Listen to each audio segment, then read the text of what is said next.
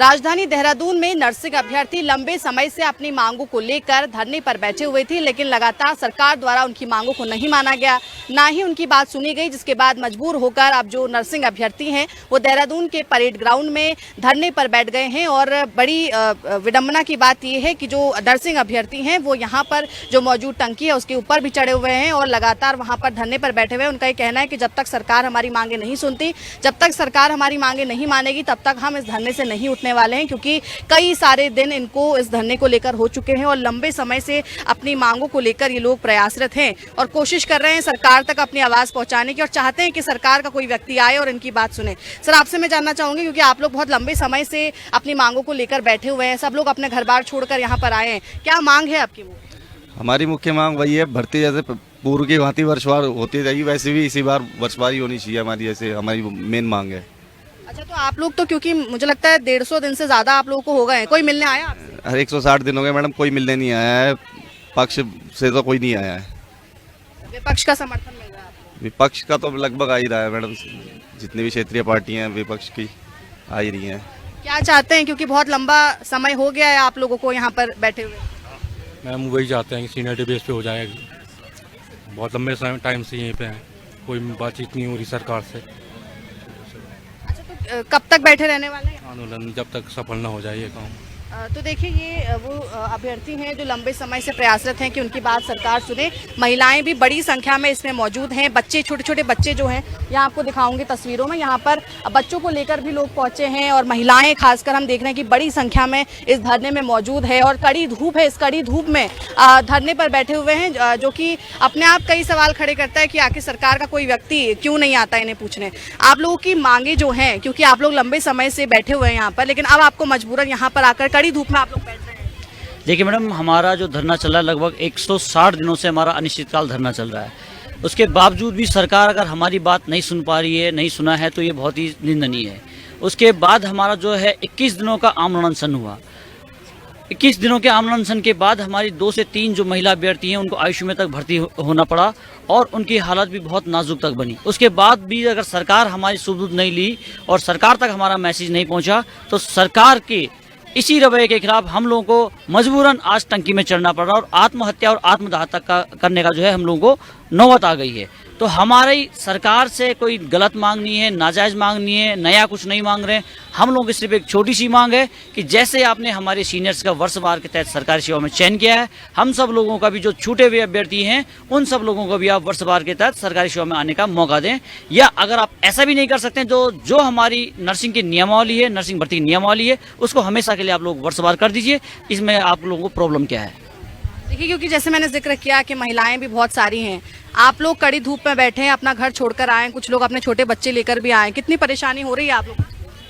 देखो मैम, मेरा नाम आरती है, मैं ऋषिकेश से हूँ और हमारे धरने को 160 दिन हो चुके हैं, जिससे कि हमारे 11 दिन आमरण अनशन को भी हो चुके हैं। काफ़ी स्टाफ हमारे 21 दिन हो चुके हैं। काफ़ी स्टाफ हमारे आईसीयू में भी एडमिट है, जिनकी तबीयत क्या है, बहुत ज़्यादा सीरियस है। फिर भी हमारे मुख्यमंत्री, स्वास्थ्य मंत्री को पता नहीं क्या है, जो कि हमारी सुध बुध नहीं ले रहे हैं। हम वो जगह जगह नारी सशक्तिकरण और नारी का जो उनका रैली वगैरह चल रही है, वो हम भी तो इसी प्रदेश की नारी हैं, क्या वो उनको समझ में नहीं आ रहा है कि हम भी उन्हीं की देश की नारी हैं। मैं अपने मुख्यमंत्री और स्वास्थ्य मंत्री जी से यही निवेदन करती हूँ कि वो हमारी बातों में अमन करें और जल्दी से ही हमारे पक्ष में कुछ सकारात्मक निर्णय ले। धन्यवाद। बिल्कुल, देखिए, कई सारे लोग, जैसे आपने कहा कि कई सारे लोग अस्पताल में भी एडमिट है, क्योंकि 160 दिन से ज़्यादा हो गया है। कितनी परेशानी हो रही है आप लोगों को? बहुत परेशानी हो रही है, सरकार हमारी सुनी नहीं रही है। हम 160 दिन से यहाँ पे हैं और क्या 2 दिन से हमें यहाँ पे हैं, रात दिन है। और देखो, बोरिया बिस्तर सब लेके आ रखे, अपने कंबल, कपड़े, जो कॉलगेट है, दवाई तक लेके आ रखे हैं। ये सारे देखो, ये बिस्तर तक हमारा यहाँ पर है। घर वाले पूछते कहाँ जाती है बेटी तू रात में, ऐसे करके। सरकार को दिखता ही नहीं है कि बेटी, कहते रात में कहाँ पे, रोड में ना कोई सुरक्षा है ना कोई कुछ है। देखो सरकार क्या हो गया, सरकार अपनी बेटियों को भेज देगा इतनी रात में कि बेटी तू कहाँ जा रही, खाने तो तुम पुलिस के साथ भेज दोगे। और हमारे माँ बाप, हम उनको क्या जवाब दें कि हम कहाँ जा रहे हैं? हमारी कोई सुनता ही नहीं है सरकार, कि रात भर हम यहाँ पे धरने पे बैठे। रात भर आप लोग सारे लोग यहीं पे सो रहे हैं, यहीं पे उठ रहे हैं, सब यहीं पे सब हो रहा है। हमारा खाना भी यहीं हो रहा है सारा। देखो, दवाई तक यहाँ पर है, सिर दर्द की दवाई तक खा रहे हैं हम लोग यहाँ पे। ये दवाई भी है, देखो दवाई भी है, कपड़े भी सारे, छाता पानी सब लेके आ रखे हैं हम लोग। सरकार को देख ही नहीं रहा है कोई कि हमारी कहते हैं जवान बेटियां रोड में बैठी हुई हैं। ये उन बेटियों का दर्द है जो पूरी रात यहाँ बाहर खुले में गुजार रही हैं, अपना सारा सामान लेकर यहाँ बैठी हुई हैं, इस उम्मीद में कि शायद सरकार इनकी सुनेगी और सरकार जो है वो इनकी मांगों को मानेगी और इनका ये धरना जो है वो खत्म होगा। कुछ और लोग भी हैं, उनसे बातचीत करेंगे। आपसे मैं जानना चाहूंगी, क्योंकि जैसे यहाँ दर्द समझ में आ रहा है कि रात रात भर यहीं पर सो रहे हैं, अपना सामान लेकर आ रहे हैं, लेकिन सरकार का कोई व्यक्ति अभी तक आपसे मिलने नहीं आया। ये तो बहुत चिंता की बात है कि अभी तक सरकार का कोई भी व्यक्ति यहाँ पे मिलने के लिए नहीं आया है। सरकार से हमारा यही निवेदन है कि जल्द से जल्द कोई आए और हमारी जो मांग है उसे पूरी करे सरकार। देखिए, ये इस तरीके का कुछ दृश्य है राजधानी देहरादून के अंदर, जहां पर ये लोग मजबूर हैं यहाँ पर सोने के लिए, यहीं पर खाने के लिए, और हर चीज़ जो अभी शायद वो अपने घर पर करते, अपने बच्चों के साथ, अपने परिवार के साथ रहते, लेकिन वो सड़कों पर अपने ये दिन गुजार रहे हैं। मैम, आपसे मैं जानना चाहूँगी, क्योंकि जैसे उन्होंने कहा कि महिलाएं रात रात भर यहीं सो रही हैं और 160 दिन से ज़्यादा हो गया आप लोगों को यहाँ पर, लेकिन कोई आपकी सुन नहीं रहा है। नहीं, हमारा 160 दिन हमने एकता विहार में धरना स्थल जहाँ पर है, हमें वहाँ पुलिस वालों ने फेंका था, तो फिर उसके बाद हम लोगों ने, हमारी कोई सुनवाई नहीं हुई। मंत्री या शासन प्रशासन द्वारा हमारी कोई सूद नहीं ली गई। हमने आमरण अनशन भी किया, 22 दिन तक हमारा आमरण अनशन रहा, तो उसके बाद भी हमारी कोई सूद नहीं ली गई।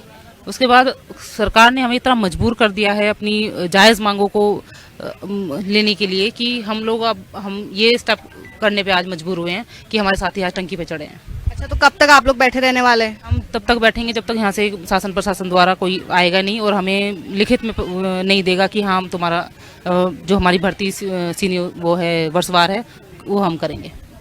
तो देखिए, ये कई सारे लोग हैं और भी महिलाएं हैं, बड़ी संख्या में यहाँ पर पहुंची हैं और पुरुषों से ज़्यादा महिलाएं यहाँ पर नज़र आ रही हैं, जो लगातार मांग कर रही हैं कि उनकी मांग जो है वो पूरी की जानी चाहिए। क्योंकि आप भी इस धरने में सम्मिलित हुई हैं, तो आपकी भी कुछ मांग होगी, आप भी अपना घर छोड़ के आई हैं, इस कड़ी धूप में बैठी हैं। मैम, हमारी मांग बस एक ही है कि जैसे विगत वर्ष वर्षवार उन्होंने दिया है, उसी तरह हमें भी इस समय भी वर्षवार दिया जाए।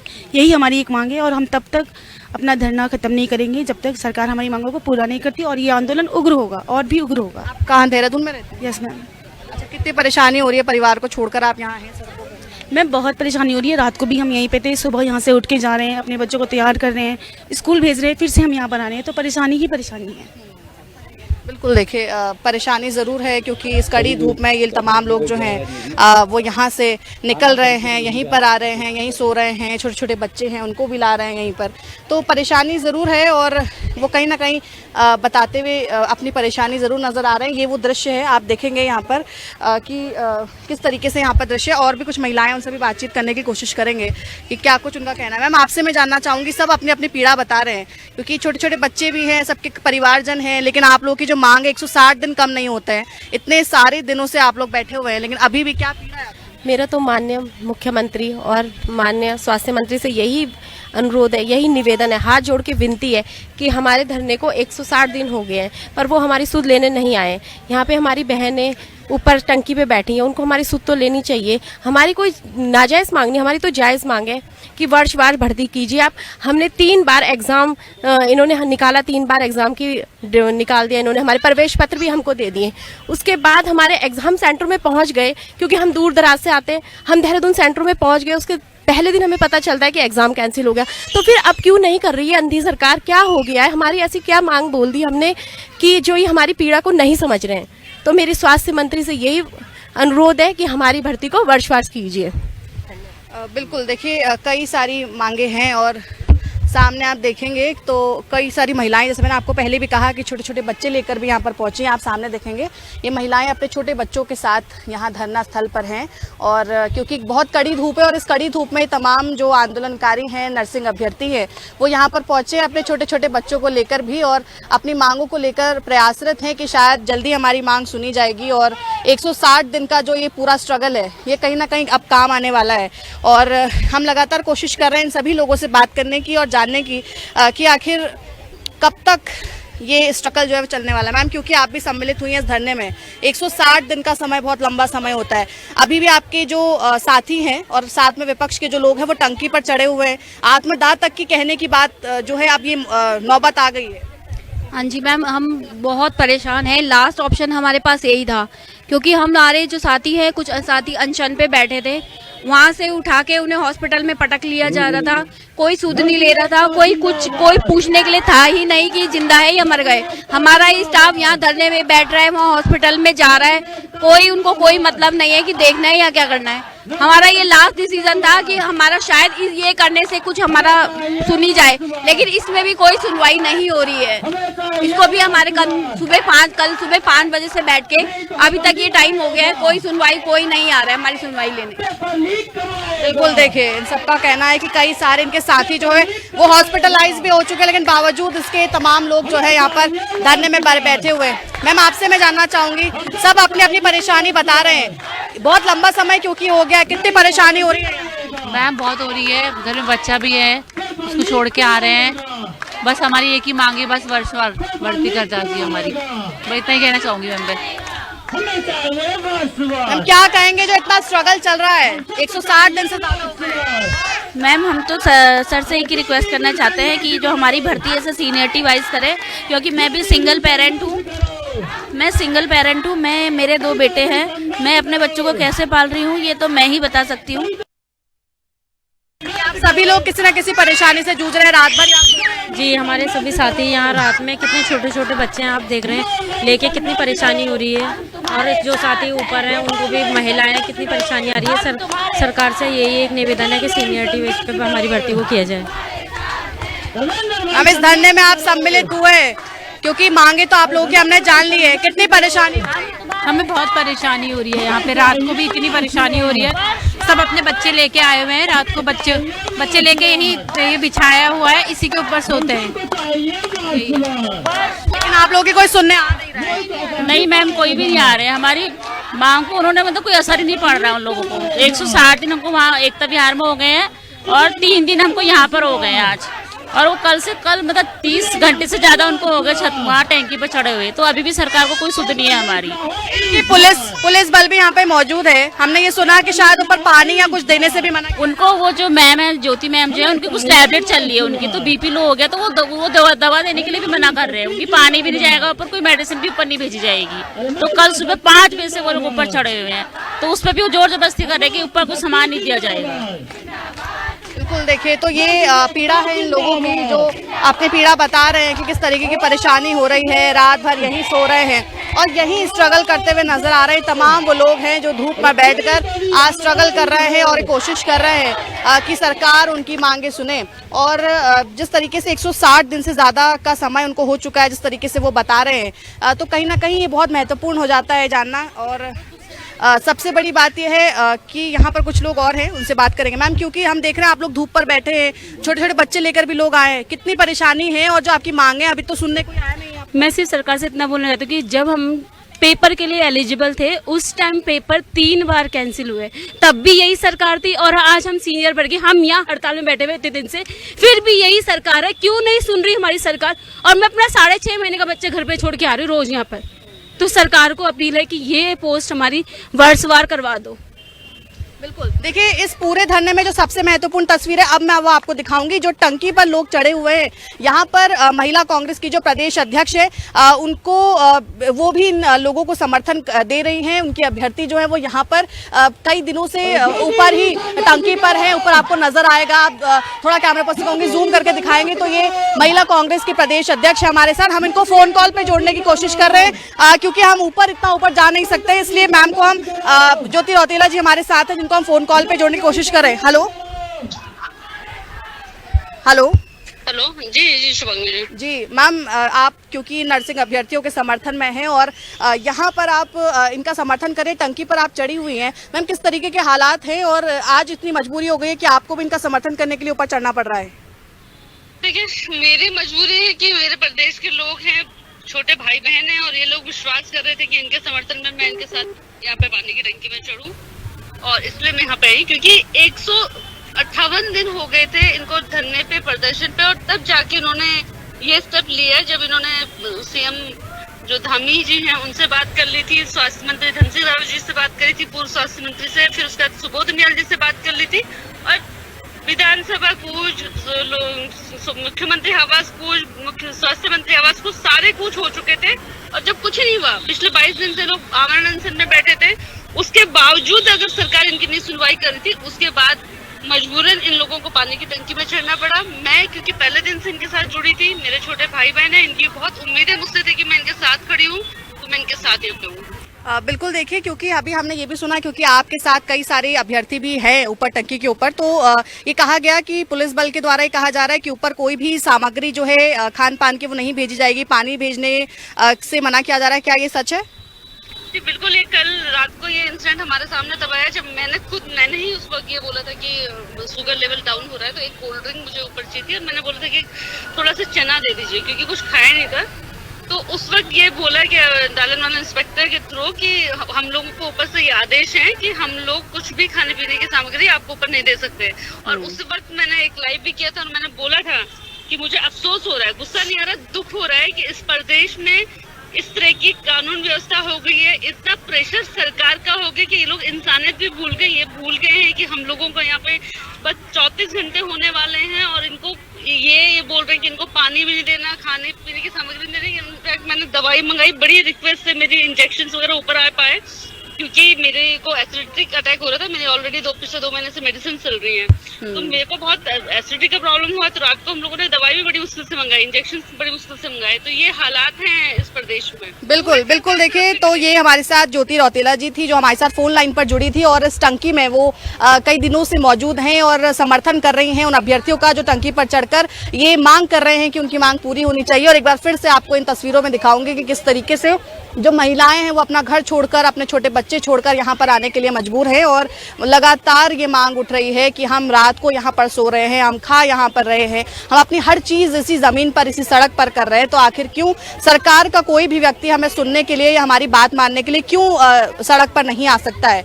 और जैसे मैंने पहले भी कहा कि सबसे ज्यादा संख्या इस पूरे धरने में महिलाओं की है, और महिलाएं अपनी पीड़ा भी बताती नजर आ रही है।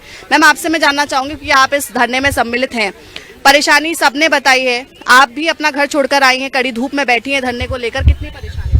कोई हमारी सुन नहीं रहा है। अब हम इतना थक चुके हैं ना हम लोग, बहुत ज्यादा, हम बोलने के लायक ही नहीं। अब तो ऐसा लग रहा है कि अब कौन सुन ही नहीं रहा है हमारी कोई। आज इतने मजबूर आपके साथी हो गए हैं कि आज उनको टंकी पर चढ़ना पड़ रहा है, और वो कह रहे हैं कि हम आत्मदाह कर लेंगे, हमारी बात नहीं मानी जाएगी। क्या फिर क्या ऑप्शन बचा है हमारे पास? कोई सुन ही नहीं रहा। आत्मदाह ही करने वो भी कर लेंगे, मुझे तो लग रहा है तब भी गवर्नमेंट सुनने वाली नहीं है हमारे, कोई सुन ही नहीं रहा है हमारी बात। यहीं बैठे रहेंगे। नर्सेज डे है आज, बोल दिया आज नर्सेज डे को कांग्रेचुलेशन हो गया, ये कांग्रेचुलेशन, कोई फायदा नहीं है यहाँ पे कुछ बोल के। मैम, क्या कहेंगे, क्योंकि परेशानी तो बहुत सारी है, और आप लोग 160 दिन से ज्यादा हो गए आप लोगों को। वही जैसे हमने कल भी कहा था कि सोशल मीडिया पे तो उन्होंने बहुत जल्दी पोस्ट डाल दिया, स्वास्थ्य मंत्री जी ने। कल भी मैंने यही कहा था कि अगर आप सुध नहीं ले सकते तो ये सोशल मीडिया वाला दिखावा नहीं करे। सुबह सुबह उनकी पोस्ट आ गई है सोशल मीडिया पे, पर एक बार भी उन्होंने जरूरी नहीं समझा कि हमारी किसी को भी, वो खुद नहीं आ सकते, हम समझ रहे हैं कि वो मंत्री हैं, वो खुद नहीं बचना चाह रहे होंगे इस सब परिस्थितियों से, पर किसी को तो भेजते। बच्चे ही हैं हम उनके, उनसे तो अब छोटे हैं, बच्चे हैं, सब उनके बच्चे ही हैं। एक बार सुध तो लेते, पर बहुत निराशाजनक है उनका व्यवहार कि मतलब वो तो नियमावली उन्होंने जो दोहरापन किया है उससे भी अलग उन्होंने, मतलब एक बार सुध लेना भी उन्होंने जरूरी नहीं समझा किसी भी बारे में। आप लोगों का स्ट्रगल तो है ही, लेकिन आप लोग क्योंकि अपना परिवार छोड़ के भी आते हैं, आपके परिवारजनों का क्या रिएक्शन होता है कि आप जिस फील्ड के लिए इतनी मेहनत कर रहे थे और जिसके लिए आप इतना स्ट्रगल कर रहे हैं इतने दिनों से, वो मुकम्मल नहीं हो पा रहा है? उनकी भी निराशा है। बच्चे हैं हमारे छोटे छोटे, मेरी छोटी बेटी है, मैं कल सुबह 4 बजे से बच्ची को छोड़ के आई हूँ। वो थोड़ी देर के लिए रात को मेरे पास थोड़ी देर आई थी, उसके बाद से हस्बैंड सुबह फिर यहाँ बैठे थे, मैं थोड़ी देर घर पे गई काम वाम करके, अभी फिर से वो बच्चे को। तो ये सब चीजें हम सबको यहाँ बैठी हुई हर महिला को झेलनी पड़ रही है, लेकिन तब भी मंत्री जी की वजह तरफ से कोई भी निराशाजनक ही व्यवहार है कि आप लोगों को इतने सारे दिन हो गए, अब एक बार फिर आप लोग मजबूर हैं, आपके साथी जो है वो टंकी पर चढ़े हुए हैं। मैम, हमारी बस एक ही मांग है कि भर्ती हमें वर्षवार चाहिए, और इतने दिन से मतलब हमारा एकता बिहार में वो चल रहा था, धरना चल रहा था, और वो अनशन भी चल रहा था, फिर भी मतलब कुछ सॉल्यूशन नहीं निकला उसका। फिर अभी तो हमें सिर्फ आश्वासन मिला है, अब आगे देखते हैं कि क्या मतलब आगे होता है। आश्वासन मिला है कि कोई सुनेगा? आश्वासन ही मिला है बस, फिर जब तक रिटर्न में नहीं मिला फिर तब तक हम लोग कोशिश करते रहेंगे। मैम, क्या कह रहे हैं आप? अच्छा, उड़ती उड़ती खबर है। धन्यवाद आपका। आप लोग हमारा बहुत साथ दे रहे हैं हर जगह। हम लोग जब से बैठे हैं आज से 160 दिन से भी ऊपर हो गया है, और हमारी ज्योति दीदी और साथी मेरे ऊपर आप देख ही रहे हैं कि टैंकी में चढ़े हमारे लिए। लेकिन हमारा किसी सरकार से हमारा कोई वो नहीं है बैर। हम तो जो सरकार आएगी हम उससे चलाएंगे और आगे बढ़ने के लिए उनके प्रे करेंगे और हमेशा साथ भी देंगे। लेकिन हम जो नर्सिंग बेरोजगार, हम 3 दिन से एक कपड़ों में बैठे हैं यहाँ। 3 दिन से मैं हल्द्वानी से आई हूँ, कुमाऊं मंडल से, दीपा राणा। तो ये आप खुद समझ सकते हैं हमारी लेडीज़ों की कितनी समस्याएं होती हैं। हम एक बैग लेके आए थे, कपड़े कुछ नहीं। अब हम बताइए कि मतलब हम भी तो नौकरी के लिए आस लगा सकते हैं। हम इतने साल से जो हम जॉब में मतलब वो नहीं, हम एक्सपीरियंस वाले हैं। 14 से लेकर 20 तक का सारा बैच एक्सपीरियंस वाला है। अगर आपने पहले जो हमारे एग्जाम करा रहे थे उसको आपने कैंसिल कराया तो उसमें हमारी कोई गलती नहीं थी। हमारी जो एज ओवर हुई वो भी हमारी कोई गलती नहीं, सरकार की तो है। अगर आप पोस्ट लगातार निकालते रहते तो हमारा भी नंबर आ गया होता। तो इसमें जो 14 से 20 तक की जनरल वाली बहनें, OBC वाली बहनें बैठी हैं, उनका भी अधिकार है कि अदर कैटेगरी तक हमें भी पहुँचाया जाए, जनरल वालों को। बस मेरी मंत्री जी से यही गुहार है कि हमारी वर्षवार ओनली सीनियरिटी निकाल कर ज्यादा से ज्यादा पोस्ट करें ताकि 14 से 20 तक का बैच कवर हो जाए, जनरल और OBC वालों का। आपने से कहा आप कुमाऊं मंडल से आई हैं, कुछ लोग लोकल है, लेकिन आप काफी दूर से आई हैं, बहुत दूर होता है। और कितना परेशानी से हम आते हैं, और प्राइवेट नौकरी जितनी छुट्टी मारेंगे उतनी हमारी सैलरी कट जाएगी, उसमें हमारा घर चलाना। यहाँ इस महीने में मैंने 3 चक्कर काट लिए, इसी महीने में 3 चक्कर काट लिए मैंने। सोचिए फिर कहाँ से लाया जाएगा। अगर हमारी भी गवर्नमेंट सेवा में हमें भी आने का अधिकार है, और हम चाह रहे हैं अगर हमें गवर्नमेंट सेवा में लाने का मौका तो दीजिए। अगर आपको 2 साल प्रोविजनल पीरियड में हमसे कोई गलती त्रुटि होती है तो आप हमें उसमें सजा दे सकते हैं। हम तो ये पूरा कह रहे हैं कि अगर हम एक्सपीरियंस हमारा आपको, अगर एक्सपीरियंस के नाम पे आपको जरा सा भी कुछ त्रुटि पाई गई, जैसे सर कह रहे हैं ना कि हमने जो भर्ती की है सब लोग शिकायत कर रहे हैं उन बच्चों की। अरे आपने सीनियरिटी भरी, लेकिन उनको सारे बच्चे जो घर में बैठे थे उनको सबको मिल गई। अब जो हमारा आधा बैच चला गया 13 वाला सीनियरिटी से, अब आधे 13-14 वाले एग्जाम दे, ये तो मैम कैसे होगा ना। मैम आप लोग भी समझिए कि 14 से लेकर 20 तक का बैच उस जहां अदर कैटेगरी पहुंचाइए वहां तक हमारे पहुंचा दीजिए, बस सरकार से यही। Thank you. देखने को मिल रहा है कि यहाँ पर केवल देहरादून की महिलाएं या देहरादून के नर्सिंग अभ्यर्थी नहीं है, बल्कि अलग अलग जगहों से, प्रदेश के अलग अलग कोनों से भी यहाँ पर लोग आए हैं। जैसे मैम ने बताया कि वो हल्द्वानी से आई हैं, इसी तरीके से अन्य जगहों से कोई ऋषिकेश से आया है, कोई हरिद्वार से आया है, कोई कुमाऊं गढ़वाल मंडल से आया है। तो ये इस तरीके की तस्वीरें जो है वो ग्राउंड पर नजर आ रही हैं, जहाँ पर ये तमाम महिलाएं, पुरुष और तमाम जो अभ्यर्थी हैं वो यहाँ पर अपनी मांगों को लेकर बैठे हैं, इस उम्मीद में कि मानेंगे। लेकिन कोई भी प्रशासन का व्यक्ति अभी तक इनके पास नहीं पहुंच पाया है। एक बार और बातचीत करने की कोशिश करेंगे जितने लोग यहाँ पर हैं कि मैम किस तरीके से देख रहे हैं, क्योंकि आप लोग कई दिनों से धरने में शामिल। आप कहाँ से आए? मैं यहीं से आई हूँ, देहरादून से। हाँ जी, मैं देहरादून की रहने वाली हूँ। कितनी परेशानी हो रही है, क्योंकि 160 दिन से ज़्यादा हो गए आप लोग? हमें बहुत परेशानी हो रही है यहाँ पे बैठने में। वो तो सरकार को पता ही है हम किस हालात में यहाँ पे बैठे हैं। 160 दिन से ज़्यादा आप लोगों को हो गए? हाँ जी मैम, हमको 160 दिन हो चुके हैं। आज धरना स्टार्ट करे हुए 5 दिसंबर से हम लोगों ने धरना शुरू कर दिया था, और आज भी हमारी मांगों को अनसुना कर दिया जा रहा है, अनदेखा कर दिया जा रहा है। हमें नर्सेज डे तो मना रहे हैं, लेकिन आधी से ज़्यादा नर्सों का तुम लोगों ने जो योगदान है, कोविड टाइम में हम लोगों ने अपना समर्पण दिया था, अपना योगदान दिया था जनता को बचाने के लिए, लेकिन वो भी दरकिनार करते हुए आप लोगों के अंदर जो हमारे प्रति मतलब एक घृणा भाव से आप लोग हमें देख रहे हैं। आधे नर्सों को आपने बिना जाँच के, बिना किसी चीज़ के नियुक्ति दे दी है, और आधे बच्चों को आप एग्जाम देने के लिए बाधित कर रहे हैं, प्रेरित फोर्स कर रहे हैं कि आप एग्जाम में बैठिए।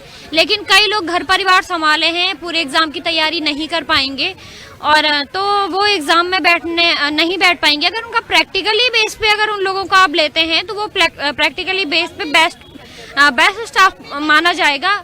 अगर आपके मन में यही संदेह है कि हमारे जो पहले के नर्सिंग अधिकारी लगे हुए हैं वो कैपेबल नहीं है, तो आप हम लोगों का प्रैक्टिकल बेस पे एग्जाम लीजिए, तो शायद हम उसमें कैपेबल प्रैक्टिकली देखिए। आप धरातल पर जो आप देख रहे हैं, आप प्रैक्टिकली देखिए नर्सिस को।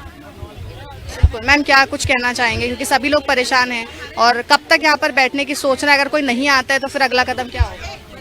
अभी तो वैसे हमें सरकार से यही है कि वो सुनवाई तो करेंगी, सुनेंगी, इतनी भी वो नहीं है, पर अब अगला वो तो हम नहीं बता पाएंगे कि क्या होगा। वैसे हमने यही सोचा है कि हम उग्र आंदोलन करेंगे।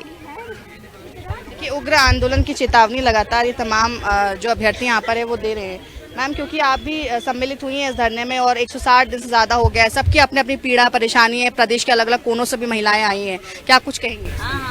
हम तो बस यही कहेंगे, इतने दिन से यहाँ पे लोग बैठे हैं तो सरकार सुने हमारी बात और जिस लिए बैठी है उस मांगों को पूरा करे। जो लोग ऊपर हैं उनके लिए भी काफ़ी कठिन हो रहा है, क्योंकि बारिश का मौसम भी है, बरसात भी चल रही है, धूप भी बहुत कड़ी आ रही है दिन में, खाने पीने की व्यवस्था भी नहीं हो पाती है, ऊपर शौचालय भी नहीं है क्योंकि वो पूरा खाली एरिया है। आपके साथी भी परेशान है ऊपर, तो आपको लगता है कि सरकार को जल्दी देखना चाहिए ये दृश्य? सरकार को ये हमारे बारे में सोचना चाहिए, क्योंकि इनको काफ़ी टाइम हो गया। परसों कल सुबह से ये ऊपर टंकी पे चढ़े हुए हैं, 2 फीमेल्स ऊपर हैं, तो उनका बहुत सारी चीज़ें हैं जो सफ़र कर रहे हैं वो लोग। अगर सरकार हमारी बात नहीं मानते हैं तो हम उग्र आंदोलन के लिए अब तैयार हैं। अब आर या पार की लड़ाई हमें लड़नी है। सरकार आके अगर यहाँ हमें आश्वासन या अपना बयान हमारे आगे नहीं रखेगी, हमारे लिए कोई एक्शन नहीं लेगी, तो फिर अब हम अपने लिए आर पार की लड़ाई करने के लिए तैयार हैं। आर पार की लड़ाई होगी, आंदोलन होगा, ये चेतावनी जरूर नर्सिंग अभ्यर्थी दे रहे हैं।